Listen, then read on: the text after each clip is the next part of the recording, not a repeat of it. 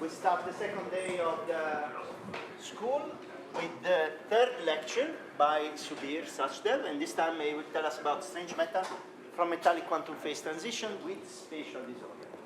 Thanks. Okay, thank you very much, Antonello. Sorry for having 3 packed lectures like this, but I will be leaving, unfortunately, after this lecture. I've been here in Trieste for quite a while already, but I'm available in the coffee break for discussion anyway, so apologies for that. Anyway, I said, the theme of my lecture is to study so-called quantum critical systems which have strong interactions, and their basic property is that at low temperatures, if you're close to a certain critical point or in a critical phase, then the natural relaxation time or equilibration time is just given by KT itself. So that's quite surprising from a Boltzmann point of view, because the relaxation in the Boltzmann equation is determined by the collision term, but here, and so that would go as the square of the interaction strength. But here the interaction strength completely disappears, and you get a universal self-generated dissipation. So, interest in such topics started to appear in the, I would say, the early 90s from 2 very different areas. And initially, it wasn't at all clear that they were connected in some way. One was the discovery of high-temperature superconductivity and the strange metal phase, where there started to be a lot of evidence for some kind of Planckian behavior, as it's now called. The other was in particle physics in the quark-gluon plasma, which also seemed like a critical system of quarks and gluons interacting strongly with each other. And so there have been a huge set of developments on the 2 sides, and they've also come together in many ways in holographic models of conformal field theories, which would apply to the Ising model I discussed yesterday, at least qualitatively. There's the SYK model, which also connects up holography and interacting electrons, and so on. So anyway, today I'm going to talk about problems that directly, a lot of this work from my side, anyway, was motivated by the high-temperature superconductors.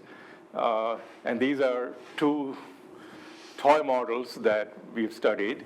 One is a model of just strongly interacting fermions, which turns out to have then some kind of Planckian behavior. And the other is a model of a phase transition where you have a boson, this scalar field phi, which at near the critical point also looks Planckian. And as we'll see today, when you put the 2 together, then you start getting things that look sort of like the observations, which is what I'm going to describe. But before I get there, any questions on the first 2 lectures? Okay. Any general issues? Okay. All right, so let's get going then. The stuff I'll talk about today has been done in collaboration with many people. There was my former student, Avishkar Patel, now at Flatiron, former student Hayu Go, now at Cornell, former student Chen Wan, who is now at Rice. And then there's also been a collaboration with Jörg Schmalian at Karlsruhe, and his postdoc, David Valentinis, and Ilya Astolis was a postdoc at Harvard now, and faculty at Wisconsin, and Peter Luntz has been a postdoc at Harvard, and now he's joined a private research company. Okay. Yeah, all right. All right, so this is the famous phase diagram of the high-temperature superconductors. I'm not going to really go into any detail on it. In fact, that was the topic of the previous school, where we talked a lot about subtle features of this phase diagram. Here I will just give you as the most prominent example of what's called the strange metal. And these are observed not just in the cuprates, but in the pnictides, in various organic compounds, and more recently also in certain samples of twisted bilayer graphene.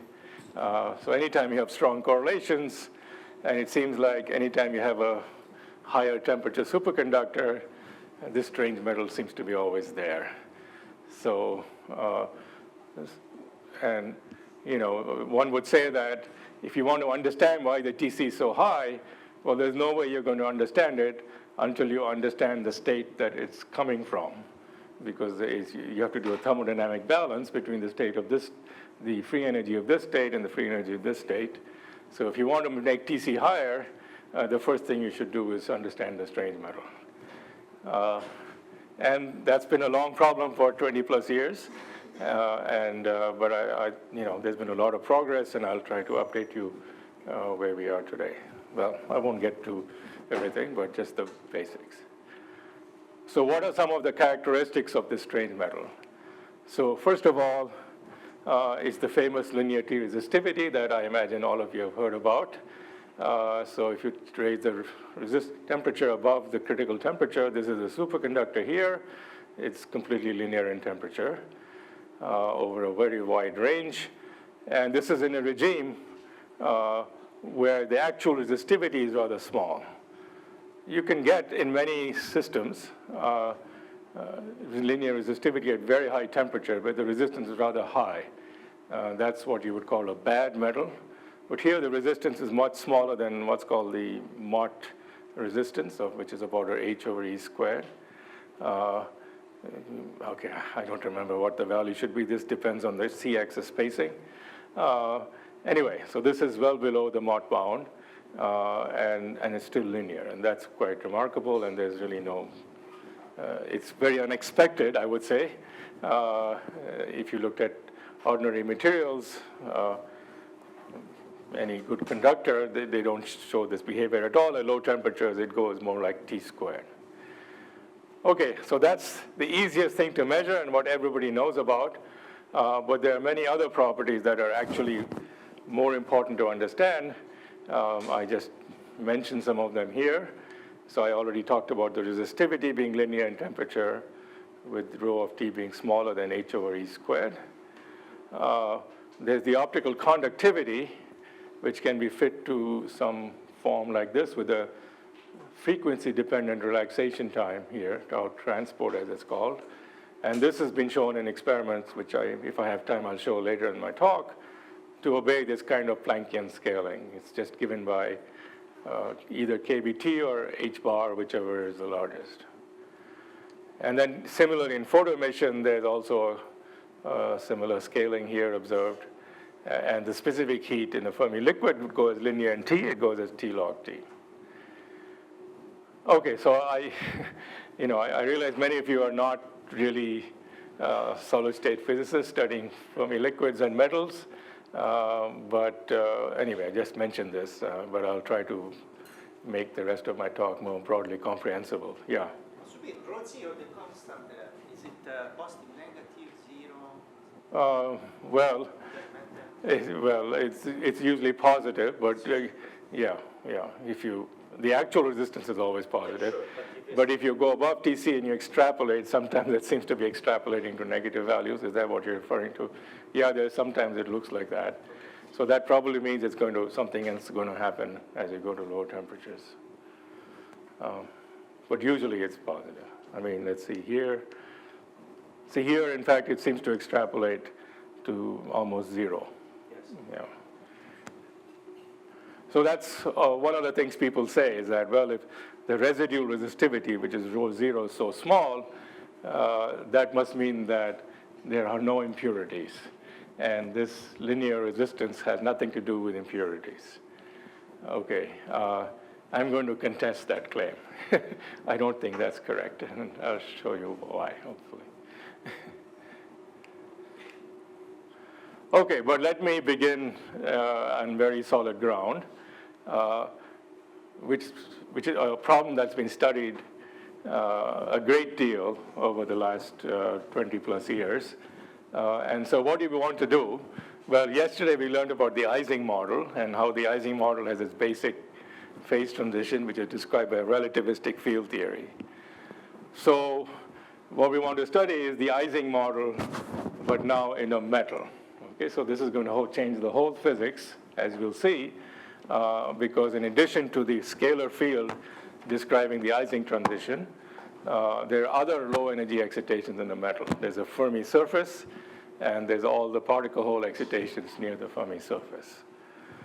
So you have to combine, like as I said, the first two lectures, you have to combine the fermionic gapless excitations with the gapless bosonic excitation in some sensible way.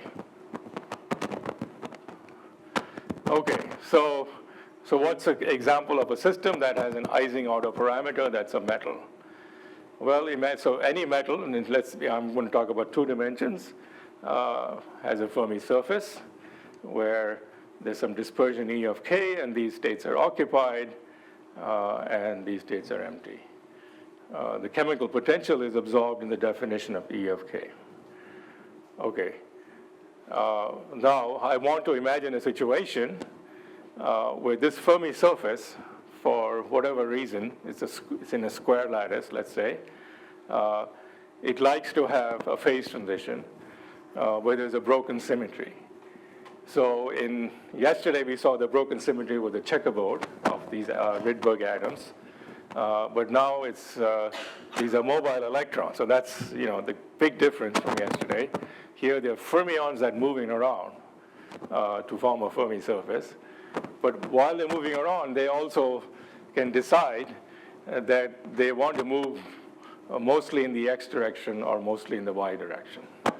I mean, it could be that somehow, because of some interactions between them, that lowers the energy. And you can write down some fairly natural interaction which will do that. So as you vary some coupling parameter, there's a broken symmetry. It's just a Z2 Ising broken symmetry.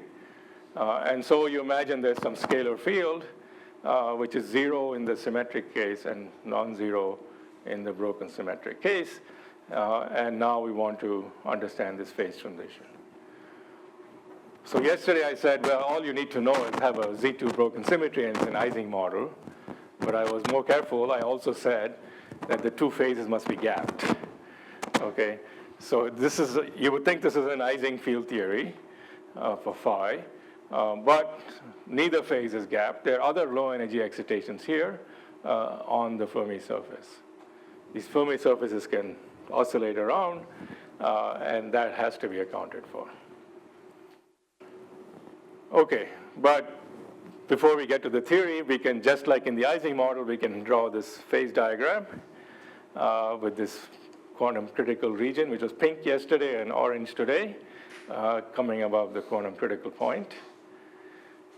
And just like yesterday, this phase transition at finite temperature is described by the classical Ising model. So when you go to finite temperature near the phase boundary, ultimately at low energies, you just open your textbook on classical dynamics and classical thermodynamics, and you can treat it even here.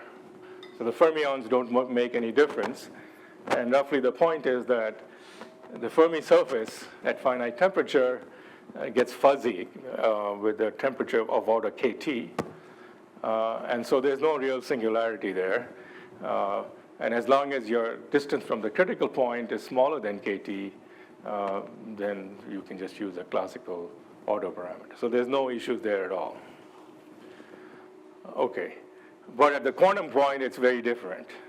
So yesterday we found for the Rydberg atoms, this was given by this 2 + 1 dimensional relativistic 5/4 field theory. Yes?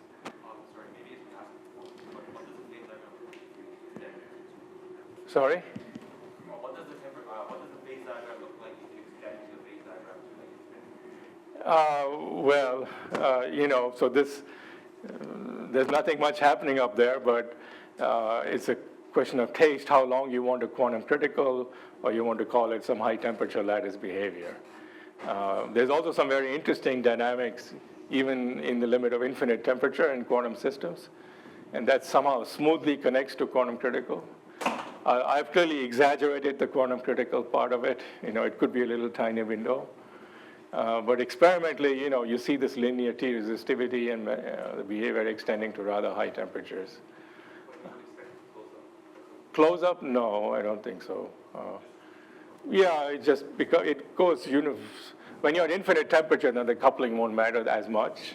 and it'll just go smoothly into some infinite temperature behavior. You can think of the quantum criticality as the infinite temperature behavior of a continuum field theory. So if you really had a conformal field theory, then this goes up to infinity. But we don't have, even for the Rydberg atoms, ultimately the conformal description has to break down, even at the critical point, because there's a lattice there. Yeah.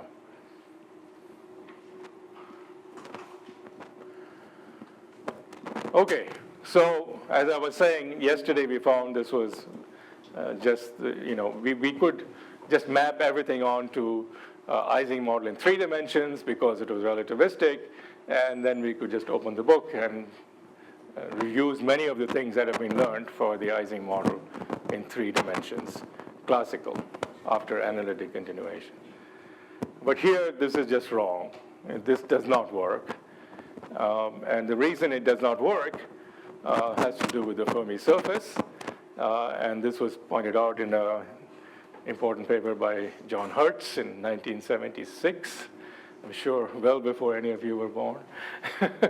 And we've still been, after Hertz's paper, there's been a long saga trying to understand what is the real critical behavior in a pure system undergoing the Ising transition. That's like this is the Ising model of metallic quantum phase transitions. And let's try to understand it as best as we can. And I'm going to argue that many things were only understood in the last few years, even though it's been around for so long. Whose paper is this? You said 1976? I think Hertz, John Hertz. I think it was 76. Yeah. I was still in school. Okay, so this is not right. All right, but what is correct is that we found something else in the Ising model, which I didn't emphasize as much. Oops. Here, is that better? Okay. Which is that on the 2 sides of the critical point, it's not touching anywhere. It's the margins. Check the cable. It's very strange. It's not touching.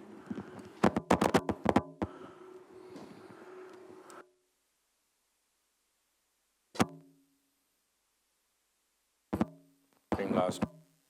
Might touch us. Okay, just a sec. Okay. Let me go to the video. I'll just hold it in my hand or something. Okay, for a while. Yesterday's one. Oh. Yesterday we used this one. Yeah. Oh, I see. Okay, yeah, that's good.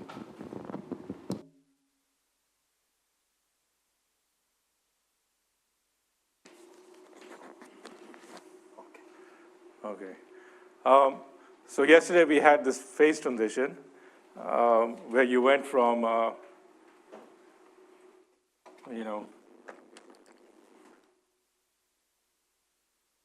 so as a function of some coupling called G and GC. For G greater than GC, you had a potential like this, and you had a particle corresponding to oscillations here.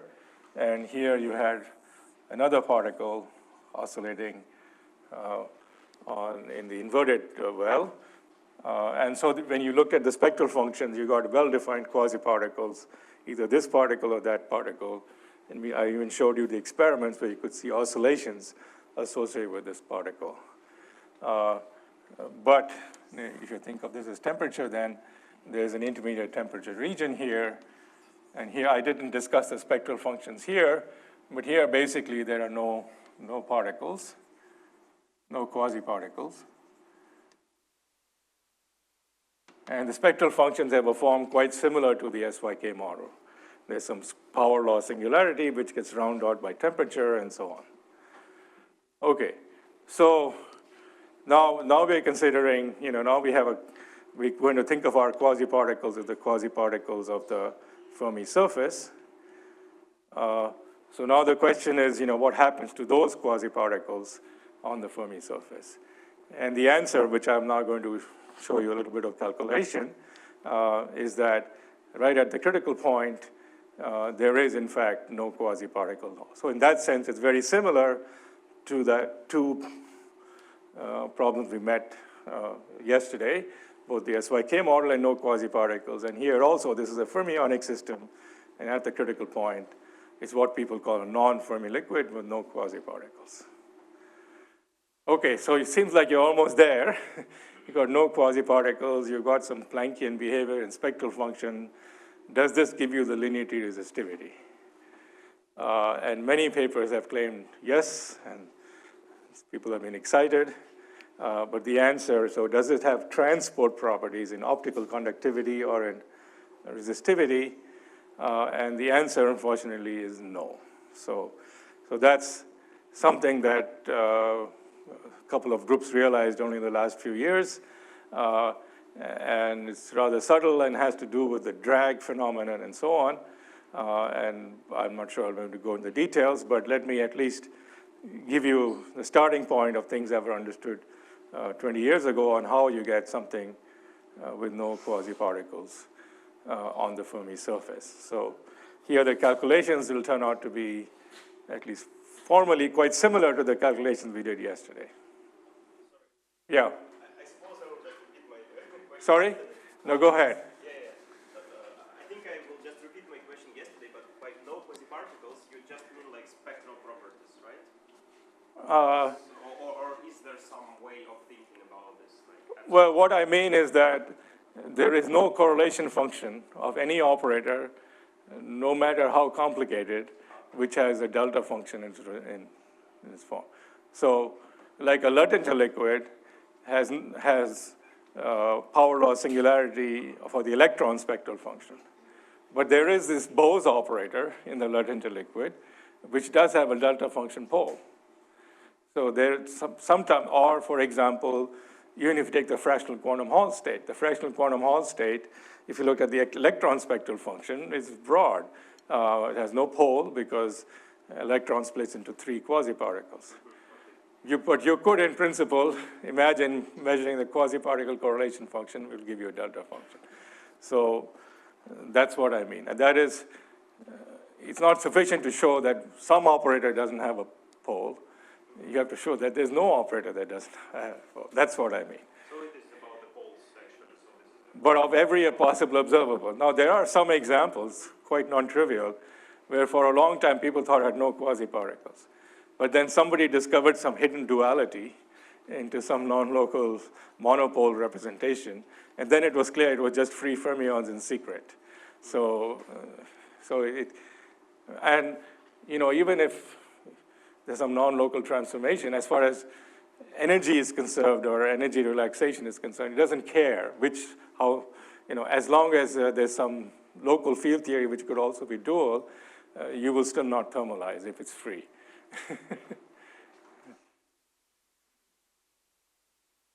Okay, but so that's a lot of words. So now let's try to do some calculation. Okay, so how do we represent a Fermi surface? Well, it's just like this. It's free fermions with some dispersion which vanishes on this line in momentum space. And imagine there's some interaction. There's all kinds of indices and which I've just suppressed for simplicity. So you want to now introduce a scalar field that's going to distort the Fermi surface. And the way you introduce it by introducing a boson, which I've already talked about, which decouples the four-body interaction into phi squared plus phi. And we want to, it's useful to put that coupling over there, so I'll just put it over here. It's called like a Yukawa coupling. So you have a scalar field of the Yukawa coupling to the fermions, psi dagger psi. Let's see. All right, okay. So let me write it on the board. So that's the theory we want to study then. So we have psi dagger.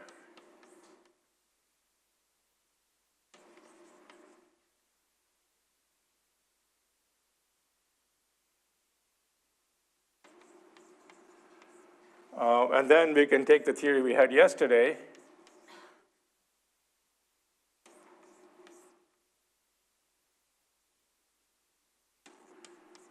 plus, I think I'm going to call it S over 2 phi squared plus U over 4 phi to the fourth.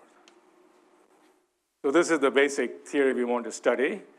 You have the theory we had yesterday for an Ising phase transition, but that Ising order parameter can couple to some combination of the fermions, and the fermions have a zero energy excitation along a line. So, yes? Yeah. Yeah, because I just said I omitted a lot of matrix elements, just to simplify. So there is, if you really want to be completely, yeah, there'll be some D wave form here, cosine kx minus cosine. Yes, thank you. So when phi is non-zero, the Fermi dispersion will distort. Okay, I just omitted here, but okay, I can put it on the board. Thank you. All right, so we studied this, and what we found was that as S went to zero, right at the critical point, there were very singular phi correlations, and these interactions were very strong.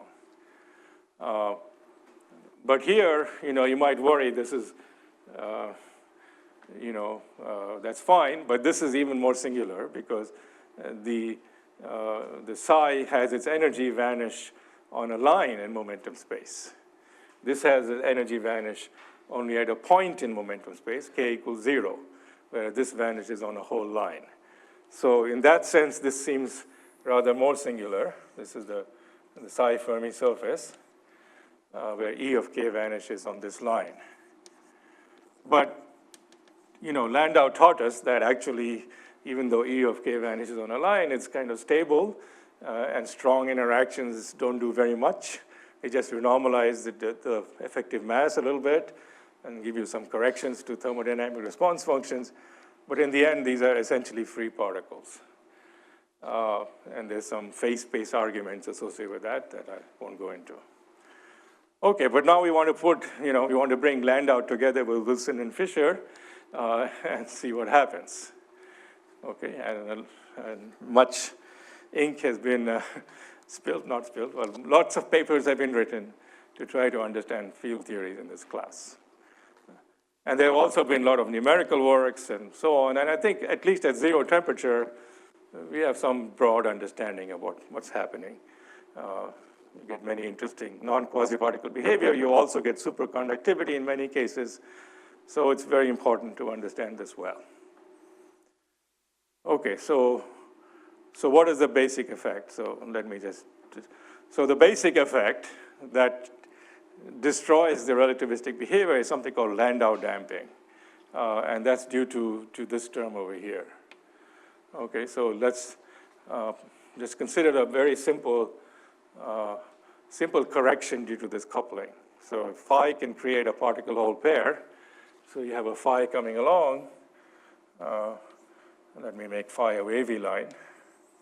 Here's phi, and it creates a particle-hole pair. Okay, and this is psi, and this is psi. Okay, so that's the first order correction, or second order in G, that you would get from here. So this is, basically you can think of this as this collective excitation decaying. It comes in and it creates a hole here and a particle here right near the Fermi surface because it has very low momentum. And we have to then figure out how much energy is lost into these. So what's happening is a particle is coming in. Initially, this thing looks like a particle if you're not at the critical point, like say this particle. And then that particle comes in and it decays into particle in a hole. Okay, so there's lots of phase space for that decay, and to figure out how does that, what is that phase space. Okay, so this is the self-energy that we want to compute, whatever I call the self-energy. I didn't call it anything here. Okay. It's the imaginary part of D inverse in my notation there. D is the boson-Green's function, and I'm computing the self-energy to a particle-hole pair. So you look at this at some frequency omega and momentum q. Okay, so now there's a calculation to be done, which involves, just computing the phase space for this particle hole decay. So you can do it by Fermi's golden rule. And so at least let me write out the formula, basically. So you have to, so it's basically Fermi's golden rule. So you have to, you imagine that this particle comes in and momentum creates something with k and k plus q. And this has momentum q here.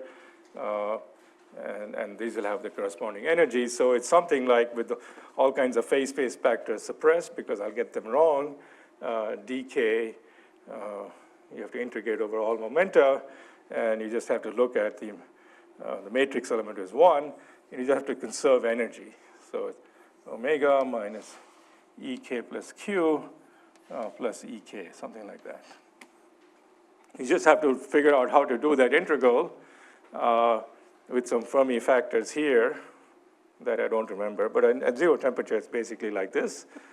No, you have some constraint. So what you have to do, suppose you're creating a particle, all the particles are inside the Fermi surface, and the final particle, so you knock a particle from here to there, you can only knock it outside the Fermi surface.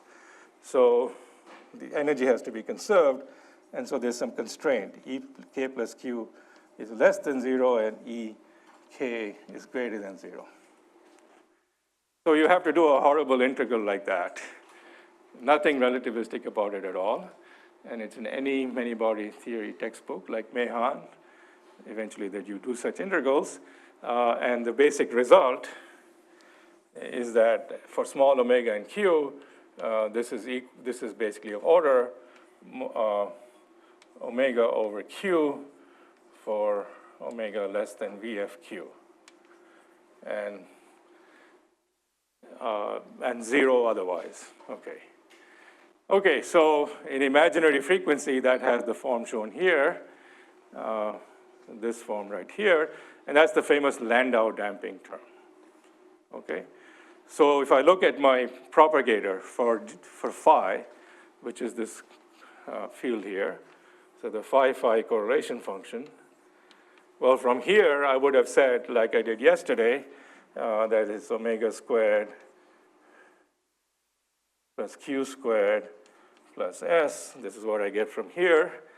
But now, because of the fermions at order g squared, I get some very strange looking term, plus g squared omega over q. Okay? So clearly at low frequencies, so now we're interested in what happens as s goes to 0. So we want to get to this point now, which is where the coupling g is equal to gc, and then look at this. Now this doesn't look relativistic at all. That's the bad news. So this is the point where all particle physicists lose interest. But this is what you have to deal with. So but it's not so bad. We can see right away that this is less important than this. So we just throw this away. It'll never be that important. And so at the critical point, you put s equal to 0. And so at criticality, you have this strange looking boson, and this was pointed out by Hertz, is 1 over q squared plus mod omega over q. So whereas here in the relativistic case, we had a beautiful thing, which was 1 over q squared plus omega squared. Now it's something really much more ugly looking. But this is the essence of Landau damping for the simplest Ising autoparameter. And it's really important because it's totally changed the low frequency behavior. So the one thing you can now see, that when these two terms are comparable, that gives you what's called the dynamic critical exponent. So omega scales as q cubed. So you would conclude that the dynamic exponent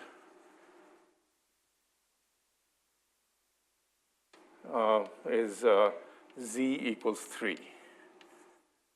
Whereas here, if you compare these two, this is relativistic, and so z is 1. So it's made the things very non-relativistic, and has, so basically frequency scales go as the cube of inverse length scales. And that's the kind of scaling we want to look at if you want to understand some strongly coupled criticality. Okay, so this was already pointed out by Hertz in '76, but that was not the, and then he made a lot of calculations based upon that. Basically, he just took the Wilson-Fisher theory, and just everywhere in Wilson-Fisher theory there was an omega squared, he replaced it by mod omega over q. And then he found that when you did this, that the effects of this u term were much weaker. Basically, what happened was, the frequency scale became so small that they became sort of classical, and in fact, the fluctuations, which were so strong yesterday for the relativistic Ising model, were in fact much weaker. So he concluded that quantum critical points are just described by mean field theory plus Landau damping, and the whole problem is not very interesting. That was the only incorrect statement in the paper. It's everything was fine, but no, in fact, that's not the complete story. So it wasn't until around '89 that Patrick Lee made another observation, which is really key and actually made this a much stronger coupling problem.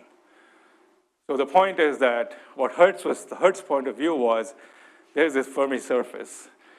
Isn't it so annoying? So let's just get rid of it and only include the Landau damping, and don't worry about it anymore. Unfortunately, you can't do that. Yeah? Yes?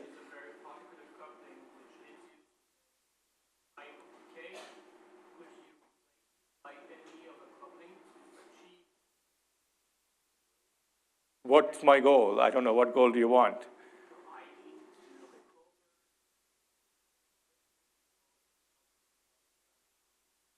If you want to really have relativistic phase transition with fermions, you can't do that with Fermi surfaces, but you can do that with Dirac points. So in graphene, for example, if you suppose graphene wanted to distort in this way, or probably have a Z3 autoparameter or something, because it's a hexagonal lattice, then you would get a relativistic field theory called the Gross-Nouveau model, and then, I have nothing more to say because it's not so different from the Ising model, just the exponents are a bit different and so on.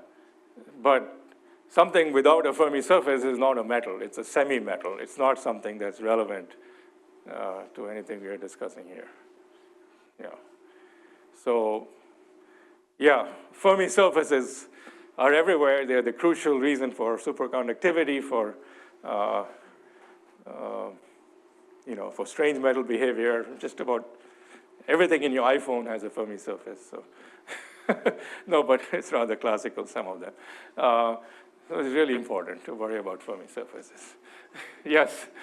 Little technical question. So self-energy of the boson self-energy is actually, it's non-analytic because you're integrating, because you have these zero energy fermions. So it's highly non-analytic, yeah. Yeah, the Q dependence is assumed to be analytic. But even that has some higher order corrections if you really worry. But those are not so important. The question is, how does the absolute value here? Oh, thank you. I should have explained that. So here I was working, I was working in real frequencies. This is really imaginary frequency now. So in real frequency, in real frequency, if you have D of omega and Q, it's actually Q squared minus I omega over Q. Then on imaginary axis, that becomes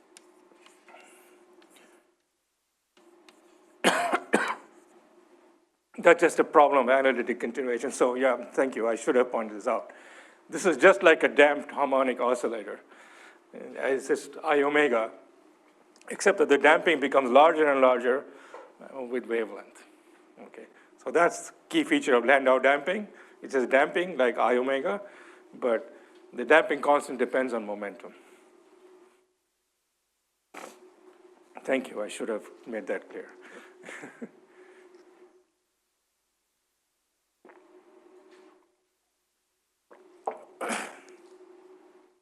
Okay,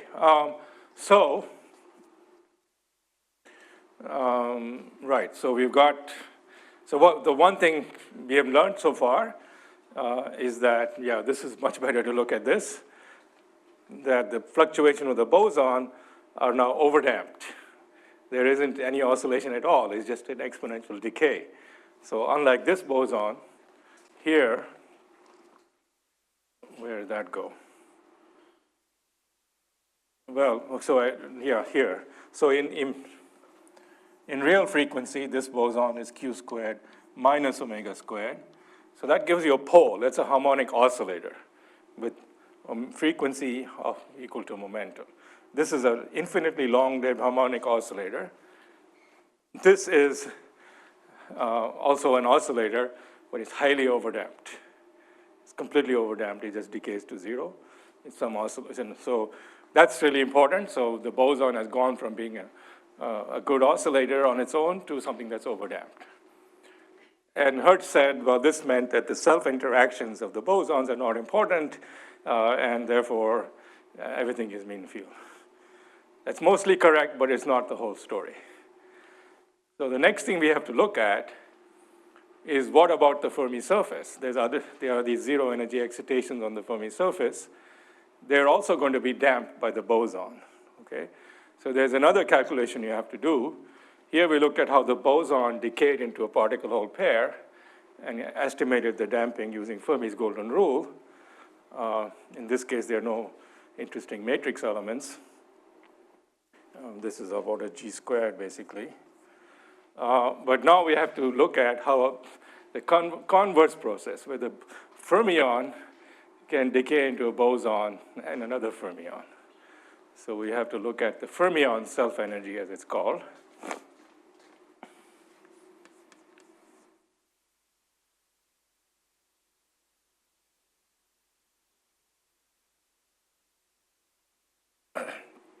So here would be some graph like this.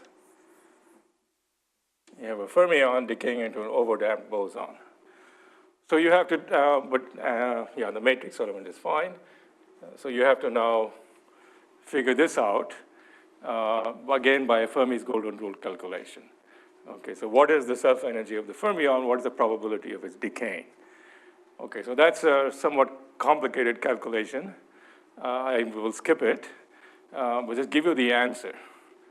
So you get this answer over here. Sigma is minus I omega times mod omega to the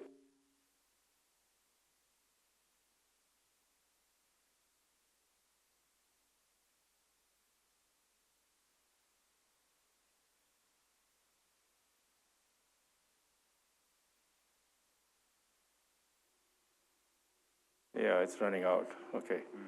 Anyway, I'll just talk loudly. Yeah, what was I saying? So yes, for the SYK model, we had found that sigma went as 1 over tau to the 3/2 or something like that. So when you take a Fourier transform and write it in terms of the Green's function for real frequency, then you find g of omega was omega minus I sine omega mod omega to the 1/2. So this is now looking familiar. So now, even though the boson because the boson gets overdamped, there's a lot of low energy bosons. And those low energy bosons lead to a violation of Fermi liquid theory. So in ordinary Fermi liquid, Landau taught us that if you do this kind of calculation, so Landau was thinking of a fermion coming in, and then it could create a particle-hole pair, and something like this. So let's see, that goes this way and this way. Okay, so Landau was computing this diagram. This is a fermion emitting a particle-hole pair and then going along. You look at the matrix element of this, And this gives you m sigma goes as omega squared. So in SYK, this omega squared was replaced by square root of omega, which is much more important than the bare omega. So that's why we got breakdown of quasi-particles. And here, because of this very singular form of the damping, because of this, because now frequency scale as cubed power momenta, at least in the boson, you get a very singular answer. You get not 1/2 as you got in SYK, but you get 2/3. It's generally independent of momentum. So basically what we have found is that the self-energy is just this strange power, and it's much more singular than the bare omega. Okay, this is all written in imaginary frequency. When you go to real frequency, just think of the imaginary part going as omega to the 2/3. So if you now look at the spectral functions, what you find is that there's still a Fermi surface as a function of momentum. So as a function of momentum, since this is independent of momentum, there's a well-defined momentum at which this energy changes sign. So there's still a Fermi surface, which is sharp in momentum space, but the excitations there are very broad in frequency space. So that's, if you look in frequency, they look sort of like SYK. If you look at momentum, you see a Fermi surface. So it's kind of like a marriage of Landau and SYK. Yes?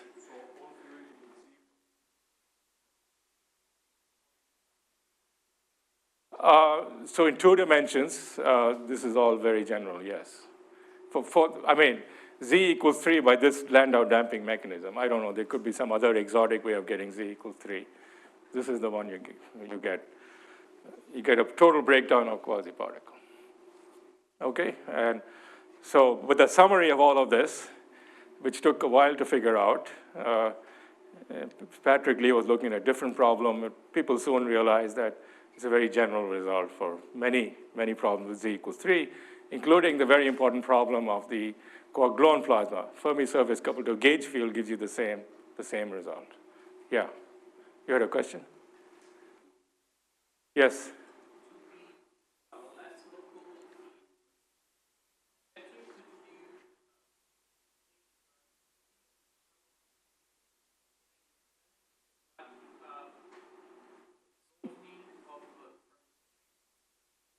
You want to make G space dependent? Yes. Yeah, we are coming to that.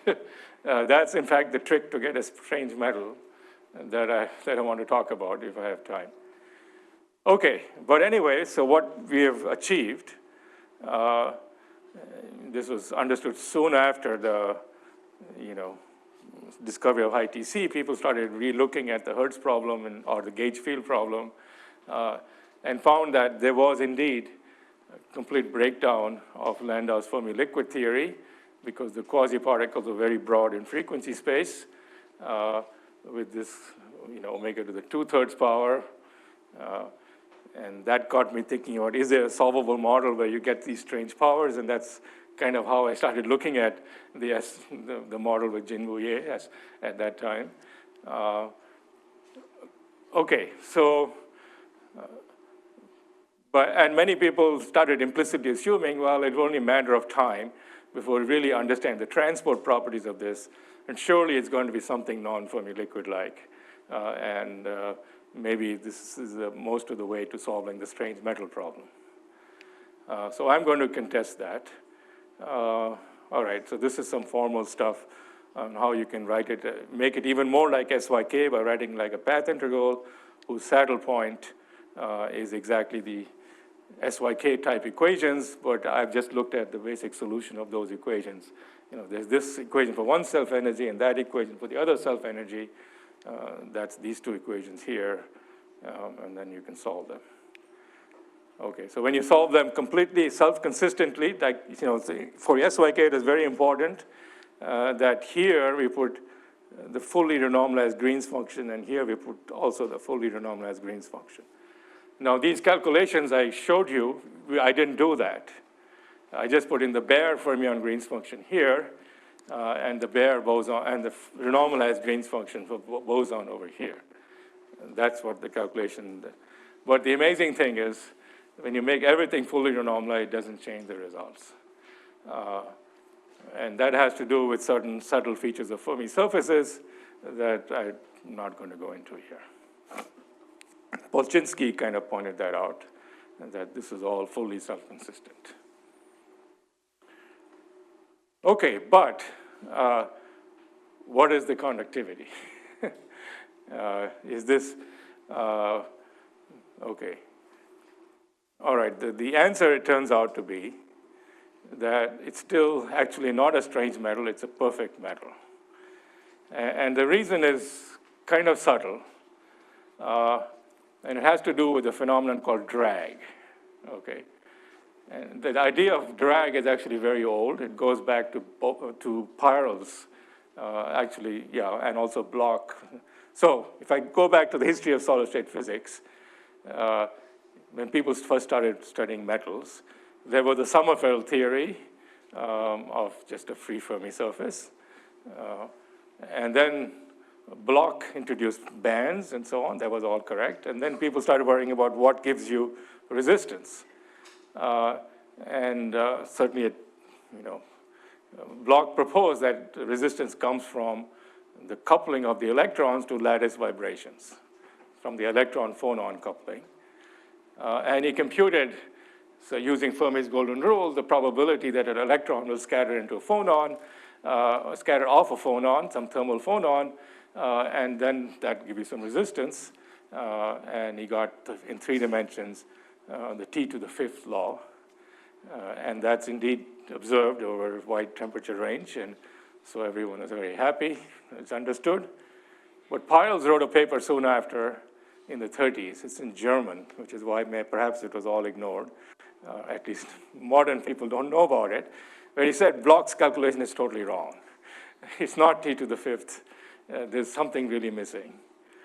And so what did Peierls point out? Well, Peierls pointed out that really, if you're looking at very low temperatures, then you're only scattering of acoustic phonons, very long wavelength phonons. And all the electrons are near the Fermi surface. So you actually don't even know that there's a lattice. It's really a continuum field theory. And in that continuum field theory, there's a conserved tensor, energy momentum tensor.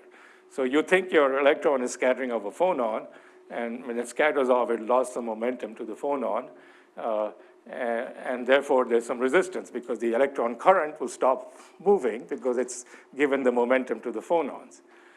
But really, the phonon in a perfect crystal is not an independent degree of freedom. It has some momentum, and it eventually will come back to the electron. So this scattering process, even though it seems to transfer momentum from the electron to it does transfer momentum from the electron to the phonon, the total momentum is conserved. So if you set up a current flowing in a metal at low temperatures, then the momentum of that current will not change. So the electrical current might change a little bit because the electrical current is not conserved, but the momentum is conserved. But the final state will still have the same momentum. In any final state, unless you have particle-hole symmetry, which you don't in a metal, with the finite momentum also has a finite current. So in fact, Peierls pointed out that the correct answer for Bloch's calculation was that the resistance is 0. It's a perfect metal, and electron-phonon scattering at low momentum on its own does not lead to any resistance, because the momentum you give to the phonons will eventually come back to the electrons, and the current will not decay to 0. Okay. Like an electron-electron interactions. Yes, without Umlauf, for example. I mean, historically, people were thinking about electron-phonon at that time anyway. Okay, but Peierls was actually completely correct, but people forgot about it. I don't know, because nobody ever saw this. People saw that Bloch's calculation actually worked in practice, so everything was fine. And so when people came to non-Fermi liquids, they just redid what Bloch did. Now, it turns out, why was Bloch safe? The reason Bloch was safe is that no crystal is perfect. Every crystal has a few impurities. And second, the electron-phonon coupling is very weak. So it's true that the electron will give its momentum to the phonon, but before the phonon interacts with another electron, because it's a very weak interaction, it'll take a long time to interact with the electrons again. Before it meets another electron, it'll meet an impurity. And so the current will decay. So it's fine, don't worry about it. Once you scatter off a phonon, you can forget about that phonon. It'll never come back. It'll meet an impurity or hit the edge of the sample and it's gone. So that's why Bloch works, because he said ignore momentum conservation, and he was right to do it for realistic systems.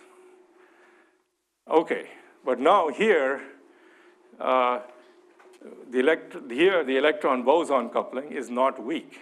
So the analog of a phonon in Black's calculation is phi. This is our phonon. And this phonon has a very different coupling. It has a Yukawa coupling to the fermions. If this was a phonon, there'd be a gradient here, because only the gradient of the displacement couples to the electrons. And that makes its effects much weaker, but there's no gradient here. And in fact, this coupling is so strong that even gets rid of the electrons. This gives you a self-energy, which is omega to the 2/3. So the coupling between the electron and the boson is so strong that the electron ceases to exist. So that tells you that you cannot think of the electron and the boson as independent objects. They're just one strongly coupled soup of quantum critical excitations. And so you have to worry about momentum conservation in that case. All right, so it turns out that if you do the calculation properly, so we made these rather general arguments based on some holographic mappings that in fact the correct answer for this problem, and it's actually a perfect metal, just as Bloch said. But there was a famous paper by famous people that said that the optical conductivity and even the DC conductivity had this strange power law coming from this omega to the minus 2/3 was very much traced to this omega to the minus 2/3 here. So this is the conductivity. These are the diagrams that you have to compute. So everything in this paper is correct. These are the correct diagrams. These are the diagrams, these complicated ones, that give you the feedback of the phonon momentum into the electron momentum and so on. So they didn't drop anything. They just didn't bother to compute the number C. So that number C was computed by Guo and also by Senthal's group around the same time. And we found all we had to do was to take their paper and actually complete the computation. C is 0. And it's 0 because of this effect, that there's complete phonon drag. In a strongly coupled non-Fermi liquid, drag is the most important thing. Whereas in a Fermi liquid, it's not that important. I mean, phonon drag has only been seen very recently in really pure crystal by Andy McKinsey's group. It's taken a long time to see the effect that Piles pointed out. But here we think this is actually the strongest effect. All right, how am I doing on time? Okay. Okay, so this was something we realized during the pandemic and saying, okay, well, this whole strange metal thing is going nowhere. We're getting total nonsense when you really take the calculation seriously. Is this picture even correct to understand the strange metal? Well, I mean, many people had been saying it's not correct, but not for the right reasons, I believe. All right, so clearly what we have to do is make a more serious attempt to put in impurities. We really have to understand how momentum is lost in a non-Fermi liquid. And that's what I'll say. That's recent work with how you go, especially, well, there's another paper in Science that we wrote about it. Okay, but this is the basic result. If you take a Fermi surface coupled to a critical boson with no spatial disorder, It's a non-Fermi liquid. You do lose the electronic quasiparticles. That's good. So that's good for photoemission, but you do not get strange metal transport. It's actually a perfect metal. Okay, so what do we have to do? Well, we do what people do in the theory of metals. I mean, this is not, in retrospect, not shocking. Even if you take copper, copper should be a perfect metal at 0 temperature, and it's not. The only reason copper has some resistance is because of impurities. And there's a well-developed theory of disordered metals and how it leads to localization and so on. So maybe those are the things we have to worry about. Okay, so you put in a random potential, V of R, and you look at what this does, okay? So we did this in the context of this SYK type equations, where we just looked at the self-consistency equations of coupled electrons and bosons, now in the presence of a random potential. But it's really very simple. You just have to do what I did yesterday for the SYK model. We just average over the randomness and just look at the saddle point equations. Don't worry about replicas or anything. And then compute the transport. Okay, so this is how you did. So you get some extra terms here from the randomness. So they differ from the other terms by having extra delta functions of R here. And then the saddle point equations. So these are the saddle point equations. And in fact, you'll recognize these equations. So there's only one. So let's see. Let me try to draw it in pictures over here. So two of the pictures are already here. Okay.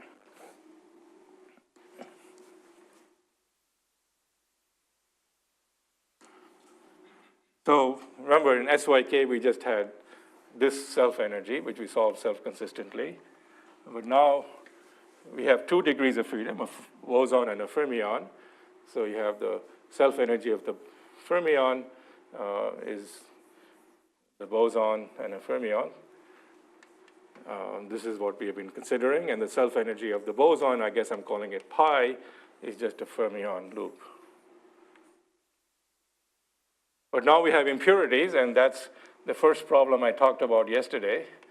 You have an impurity, and just add that there. And now you solve the whole thing self-consistently.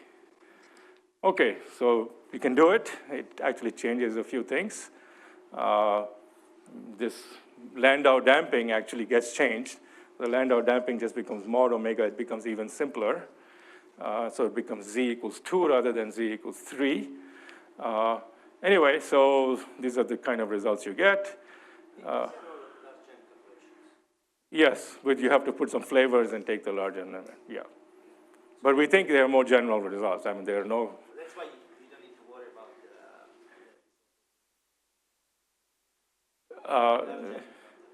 well, okay, fine. Formally, yes, that's correct. But so it's leaving out all these localization effects. Okay.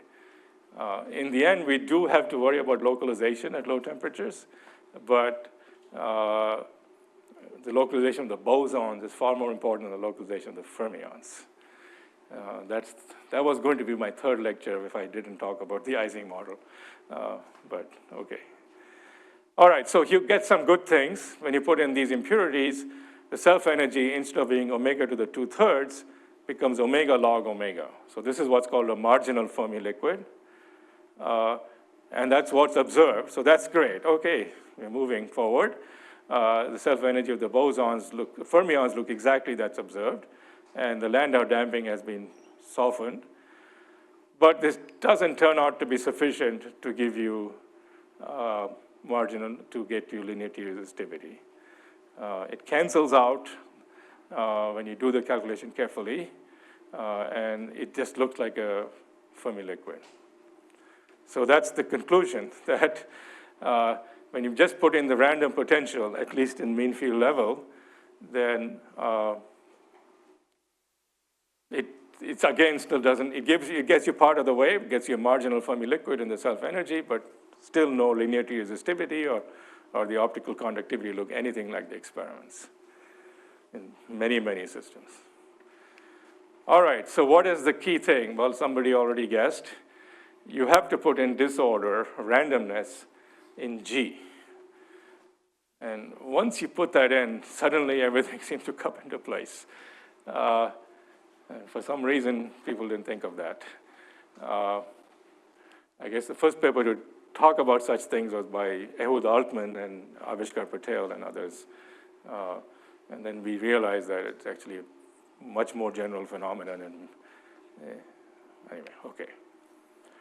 All right, so this is the problem we've been looking at so far. You have some coupling of the boson to the fermions, and then you have a random, but everything in blue is spatially random. Okay. Now, what I'm going to argue is that what's spatially random is this coupling J. And there's a huge amount of evidence from that from experiments. So for example, this is a high TC material where they're measuring at different dopings the local gap. So this is a sample, and they measure the superconducting gap. And you can see that the gap varies from point to point. So if you think of the gap as coming from some superconducting gap, coming from some local exchange interaction, and that interaction seems to be very different at different points in space. So what we have to do is put in a random coupling J prime here. And by a Hubbard-Stratonovich, just by rescaling phi, I can put that over there. So this is the final model that other people have, which I'm following, we are calling the two-dimensional YSYK, two-dimensional Yukawa SYK model. Yukawa because it's really bosons and fermions, and SYK because we're just solving the self-consistent equation very much like SYK in the same kind of large N limit. Okay, so this is the problem we have to solve, and again, the procedure is exactly what I went through for the SYK model. You take these large N limit, you take the saddle point, you write down the saddle point equations, and in this case, the saddle point equations, have one extra term. So this term, that's this term here, but you also have the random G. And what the random G, so this gives you a G here, G, and this is V. But now you're going to get one more term, which is from the random interaction. So remember there's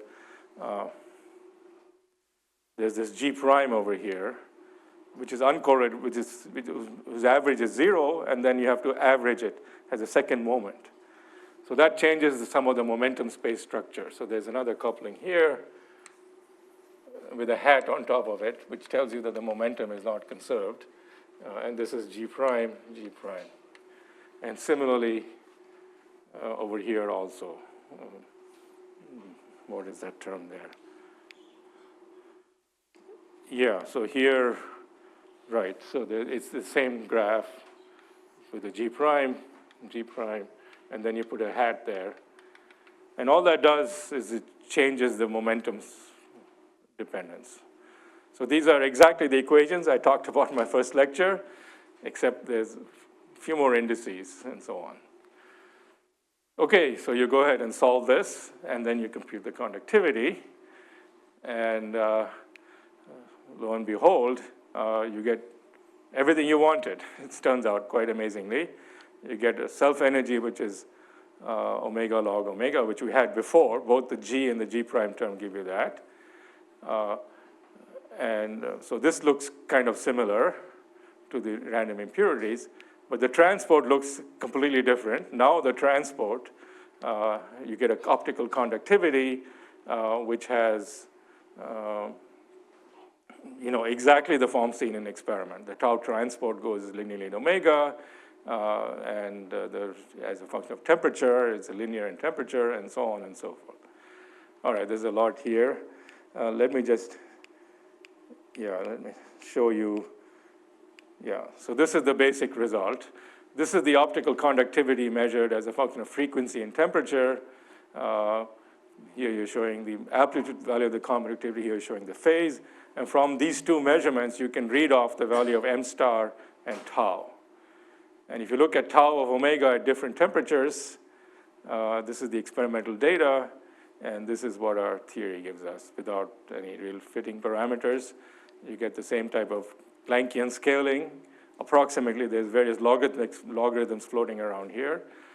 So it really seems to have qualitatively, if not quantitatively, what you see in the strange metal. And the key is this G prime. Okay, that was very quick, but hopefully I got the basic ideas across. The essence was understanding how momentum is lost in a non-Fermi liquid. And there it turns out that the most important thing is the random interaction, not so much the random potential. Now, of course, you know, a random potential will generate some random interaction. So you could say that if I really solve the problem with random potential exactly, I should get the same physics. That's true, but no one's solving it exactly. If you want to solve it in the larger limit, you do have to put in these separate sources of disorder. Yes? Yes. That doesn't make much of a difference. So that, yeah, that brings me to another point. So related to a question somebody asked here, these are the main results, right? So if you look at the transport property, just replace omega by temperature. There's a V squared term that gives you the residual resistivity. So the V, the potential term, determines the residual resistivity. That could be very small in some samples for whatever reason. But it's G prime that determines the slope of the linearity resistivity. And we think G prime is more sensitive to longer wavelength disorder, and V may have to do with point-like disorder. So it could be in some many of the samples, in fact, V is practically very small because the residual resistivity is 0. But it's a completely different coupling constant, which is in this theory, the G prime, that determines the linear T slope.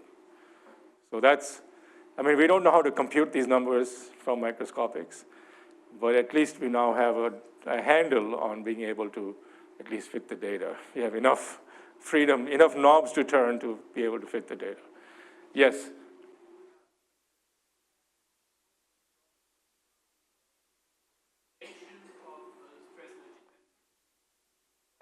In the pure system, yeah.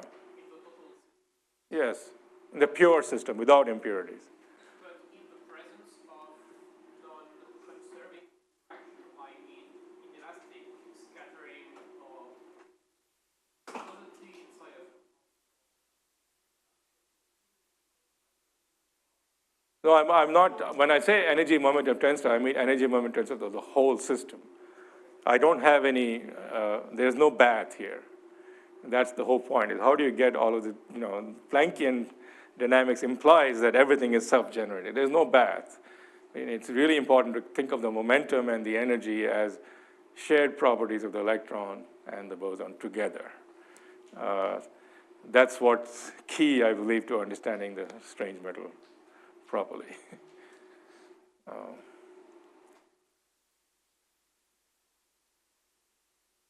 Other questions? Yeah.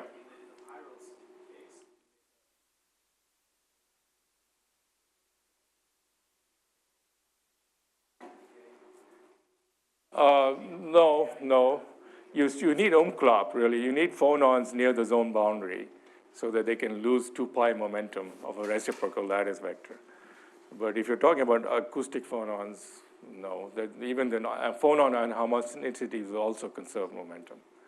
That won't do anything. So you either need umklapp, which seems highly implausible for the cuprates, or you need impurities. I don't see anything else.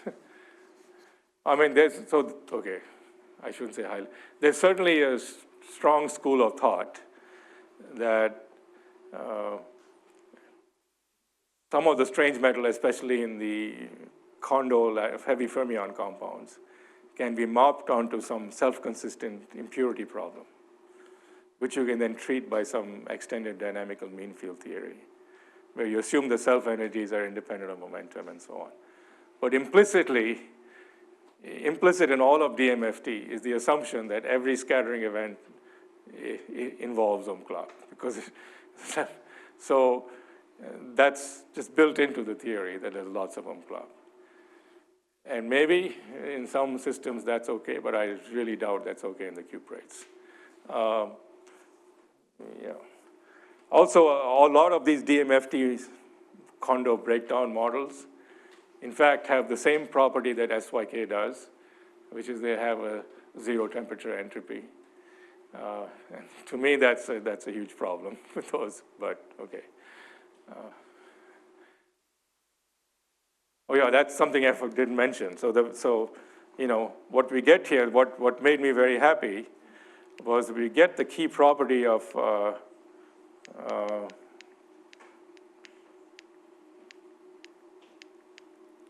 where is that? Okay.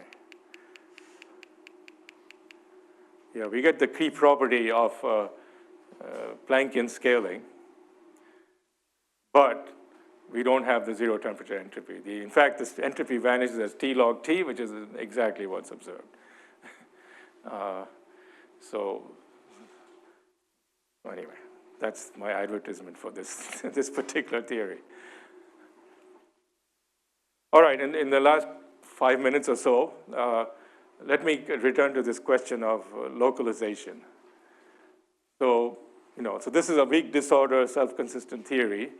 You know, it's phenomenologically seems very attractive, but you know, I might wonder about, well, we know that any disordered metal, even if it's not near a quantum critical point, eventually there's very strong interaction effects. And as Altshuler, Aronoff, and Finkelstein showed, you get some kind of localization behavior in 2 dimensions. And no metal is stable in 2 dimensions, and eventually things localize. Okay. Yes, that's probably is here. But in 2 dimensions, that effect is what's, you know, the disorder, the localization effects all are associated with logarithms, certain logarithmic corrections which eventually become large.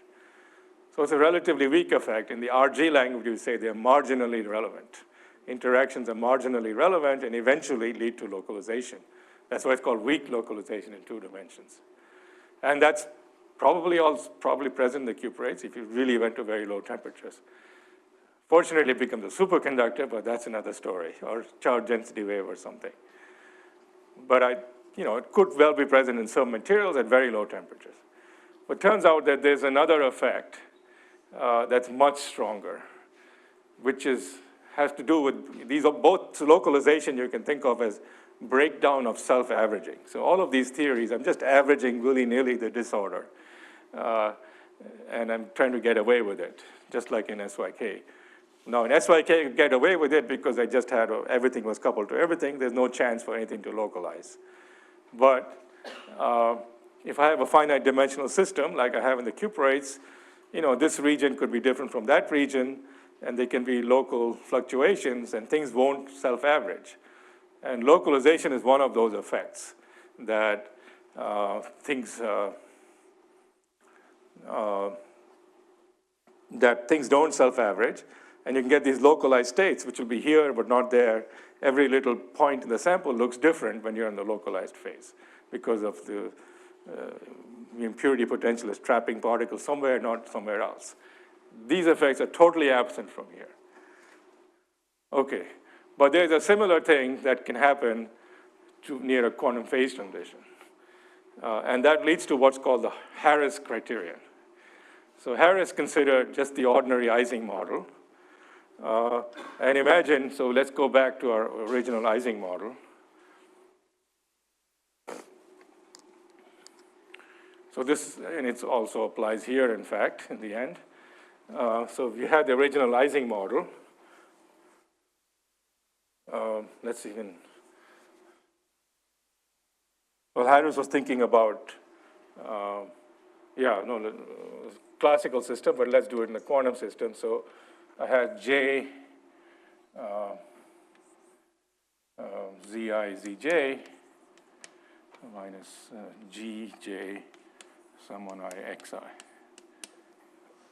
And so this particular problem had some critical point at Gc. Okay, well, Harris said, okay, let's put in a very weak disorder and make this sum on ij, let's say, of j plus delta j, which depends on position. So just like we put in this random potential, here I'm going to put a weak correction, and delta j of r, average over space would be 0, and delta j r prime average will be some delta j squared. So you ask the question, suppose I have a very tiny such random coupling. Is it going to change the phase transition or not? Okay. So what you can see is that what this will do, suppose you're near the critical point, you'll get all these domains. You have a random sample. And over here, because J has changed, the critical value of G will be different. So this region could be G less than GC. And another sample region here could be G greater than GC, and so on. And some region may be G equals GC. The value of G, the critical coupling, will be different at different points in space. Is that important or not? So it turns out it all depends on how rapidly the correlation length grows. If the correlation length is big enough, the fact that there are all these little regions that are slightly smaller G won't matter because you just average over it. But if it's not, if it doesn't grow rapidly enough, then it won't average over. So what Harris argued was that the critical point is stable.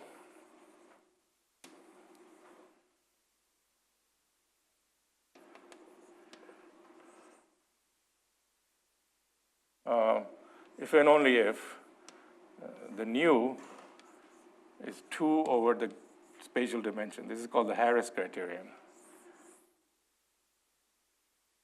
Stable to disorder. And this is disorder that doesn't break any symmetry. If it does break a symmetry, it's called a random field disorder. This is a disorder which just locally shifts the position of the critical point. Then it's stable to disorder if and only if nu is greater than 2 over d. D is the spatial dimension. Nu is the critical length exponent, the correlation length.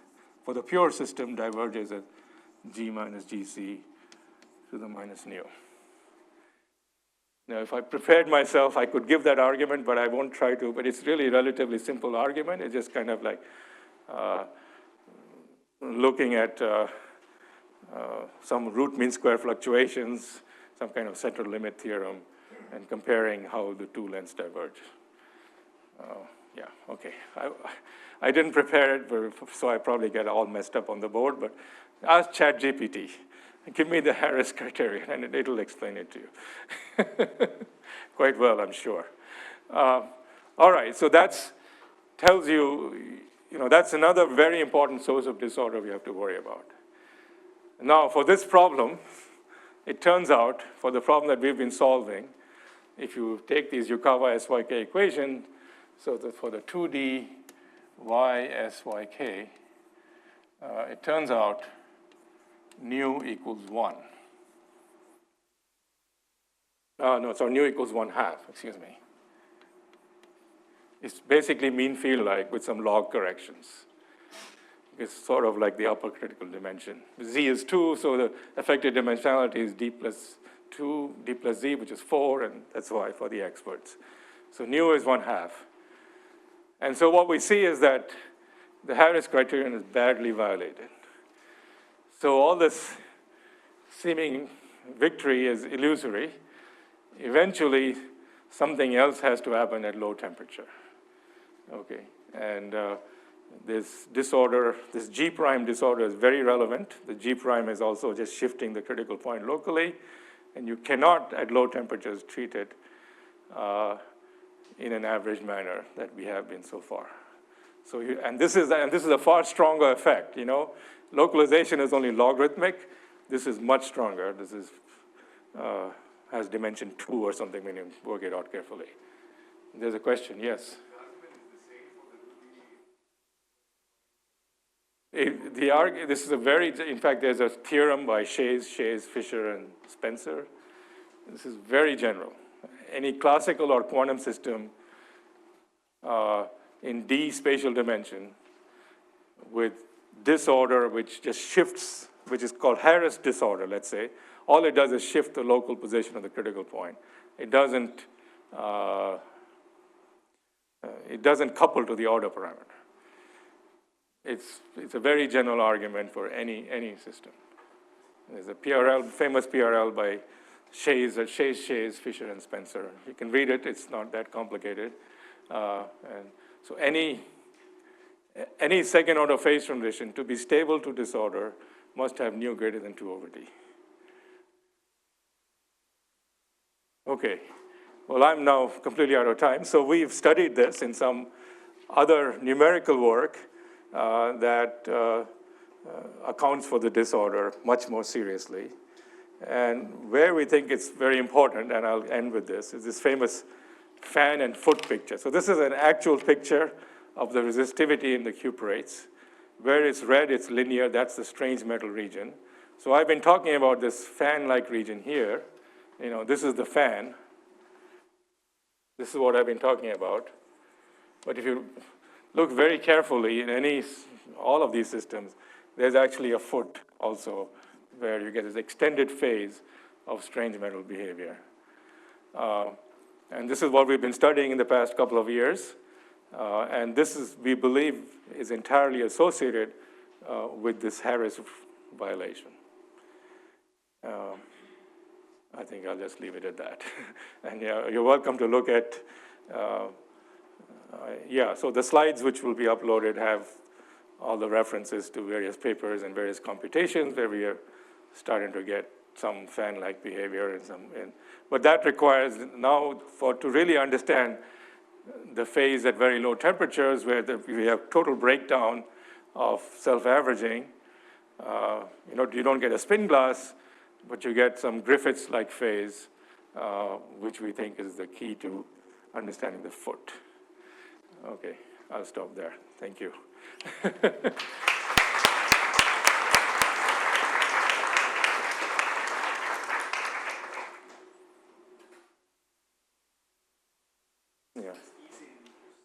Yeah.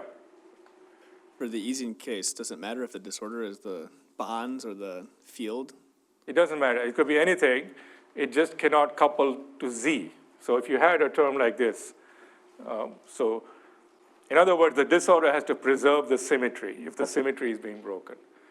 So if you have a broken symmetry, so suppose you had something like this, some HIZI. Now this will break the symmetry. That's called random field disorder, and yeah, we're not talking about that. That's a whole different thing. But if you have random bond disorder, as it's called, in particular any disorder that doesn't break the symmetry, then you must satisfy this criteria. Yeah.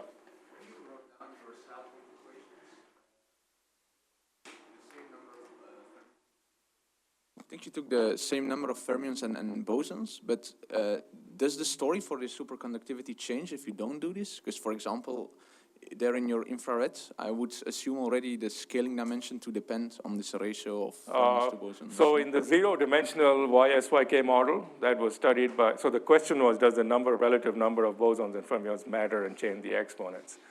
So I skipped that yesterday, but in the zero-dimensional YSYK model, that does matter. The ratio of the number of fermions and boson changes the critical exponents and everything. And there's a very nice paper by Estelis and Schmalian that goes into that. Anyway. But for this two-dimensional model, it doesn't make a difference.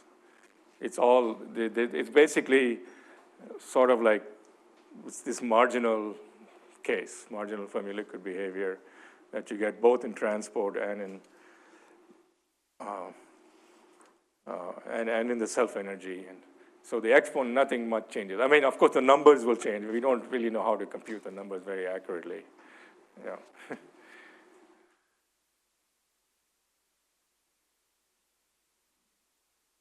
But the self-consistency is far more important for the zero-dimensional problem in that case. Is it important that your field is an Ising field, so which is which will have a type of Galton mode.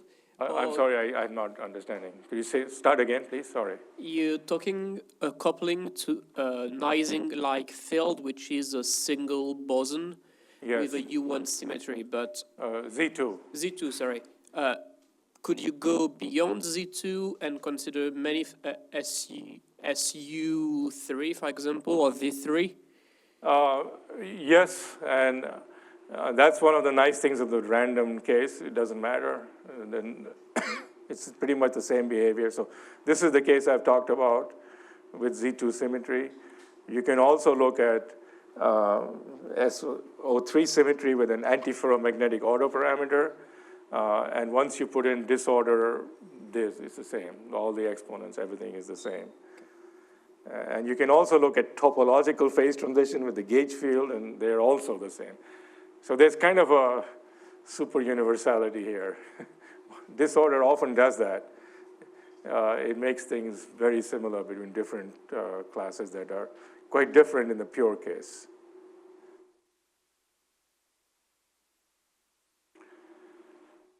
Okay. So if there are no more questions, let us thank Subir again.